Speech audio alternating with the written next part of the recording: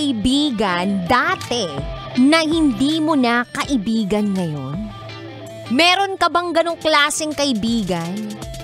Or hindi mo siya matawag na kaibigan dahil isa siyang hayop? Hindi siya tao kundi hayop. Nagpapanggap lang na tao pero ahas pala kasi tinatraidor ka. Wow! Oy kabisyo, kapag may isang tao na malapit sa iyo na tinuturing mong kaibigan na ang sumira ng tiwala mo o may ginawang hindi mo talaga nagustuhan to the point na pakiramdam mo etong taong to ay walang respeto sa'yo, anong ginawa mo? Anong ginawa mo? In-unfriend mo ba siya? In-unfollow mo ba siya? Or nag-declare ka na friendship over? Alam mo ba kasi, ngayong araw na to, as in November 17, ito yung unfriend day.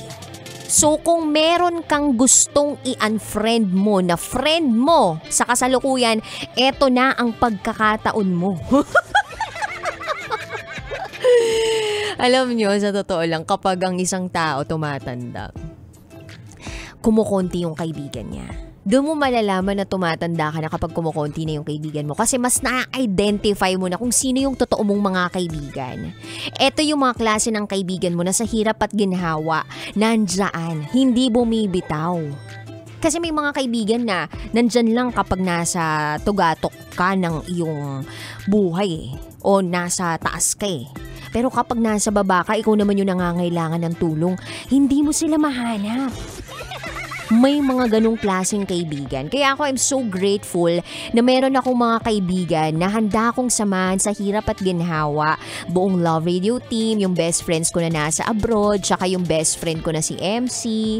Ayan. Sobrang solid nila. Yung tipong for goodness, for richness, for poorness, ang dami na, for kapangitness, ganyan. Lahat na ng klase ng season sa buhay ko, nandyan. Kaya maswerte ka kabisyo kung yung kaibigan mo, hindi ka binitiwan kahit nakabitiw-bitiw ka na. Nandyan pa rin. Pasalamat ka din sa mga kaibigan na hindi laging uma-agree sa mga opinion mo at inaaway ka kapag may mali kang ginagawa. Ibig sabihin, hindi ka tinotolerate.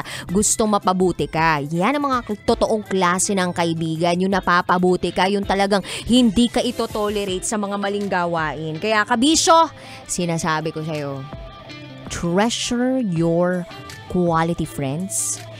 Hindi ka dapat magbase sa mga quantity o sa bilang ng mga kaibigan mo dahil hindi lahat ng mga nakangiti sa'yo ay kaibigan mo. Yung iba nakangiti lang sa'yo para may makuha sa'yo.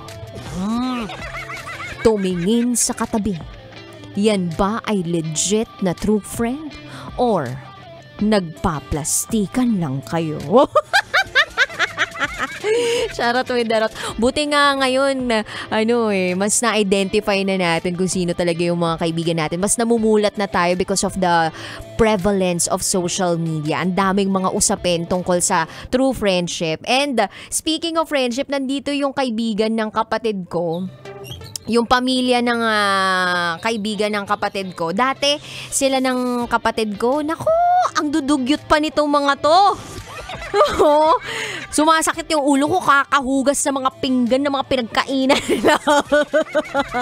Pero ngayon sobrang nag-grow na sila into beautiful people. So masasabi ko na ito si Bruce, Zanyo, ayan yung mga anak nila sobrang lulupit, sobrang nag-blossom talaga. Oo.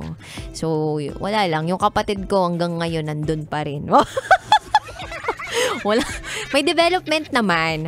In terms of perspective, ganyan. Pero syempre, di pa dapat mag-girlfriend yun, di pa mag-asawa yun.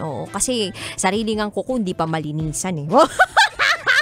Nilaglag sa radyo. But anyway, thank you sa pagbisita ninyo at mamaya dadalhin ko sila sa Star City.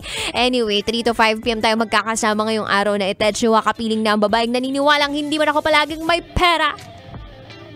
At least, palagi naman akong maganda. This is me, the one and the only DJ Rocky Terra. And today, Friday, isa na naman panibagong secret file ang aking babasahin. Kaya naman pakilakasan na ang volume ng radyo because for today's radyo ay ibibigay ko na po ang patikem ng DJ Rocky's Secret Files.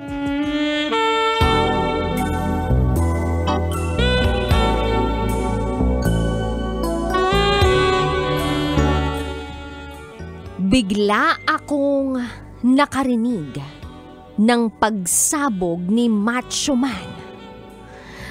At ang granadang yun ay nanggaling sa kanyang wetbox. Granada galing wetbox. Ang lupit naman nun. Ibang klaseng pasabog. Anyway, abangan nyo po yan sa aking pagbabalik. Kasama nyo po si DJ Rocky and you are listening here sa stasyong number 1 sa mga malulupit manggapang sa kakalsadahan. 90.7 Love Radio. Up next is SPG as in Super Backgammon Secret File. Sinira ng tatay ko ang pagkababae ko. Siya. May secret affair kami ng office mate ko. Hindi ko matigilan kasi sobrang galing niya sa... Rocky's Secret Files. Secret Files. It's the kind of bleep you never knew existed. Kunwari inosente pero boy naman pala. Rocky's Secret Files. Secret Files.